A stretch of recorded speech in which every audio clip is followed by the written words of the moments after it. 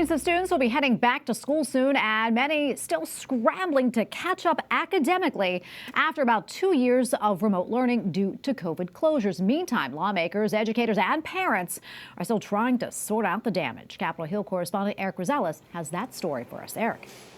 Well, good evening, Trace. You know, recent studies show sharp declines in both math and reading test scores among K through 8th graders, the lowest in decades. The drop-off is just about in every other subject as well. Now, a recent hearing, lawmakers sparred over who's to blame for all this. Republicans argue that the learning loss was caused by needless and prolonged school closures, harming students for a generation. Mass shutterings of school throughout the pandemic is one of our greatest education policy failures in our nation history. Congressman Bean adds low-income and minority students suffered the most, but Democrats defended the closures as a necessary precaution.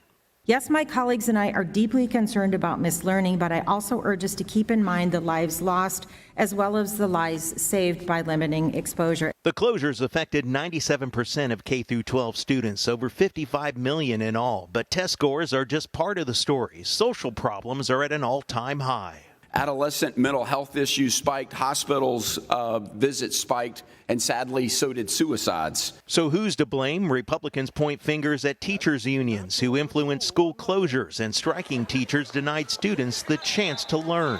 A Brookings Institute study found that school districts with lengthier collective bargaining agreements were less likely to start the fall 2020 semester with in-person instruction. But we don't need Brookings data to tell us that if kids are not in school, they won't learn. That's pretty basic. It's pretty simple. But we also know if kids are dead, they don't learn. Congress provided nearly $200 billion in relief funds for schools in the first year of the pandemic, but some school districts are spending the money not to improve test scores, but rather. In Klamath County, they're spending 70% of their relief dollars to buy turf fields, renovate bleachers, build a gym, and resurface a parking lot. Many Catholic schools did not close for long, and the National Catholic Education Association reports record enrollments. They gave the proof in many cases that it was possible to open schools safely. I think we owe them a debt of gratitude, and they should be a part of the solution in the future.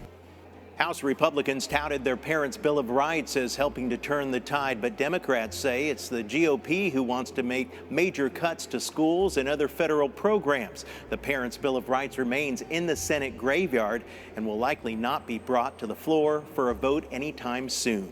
At the Capitol, Erik Rosales, EWTN News Nightly.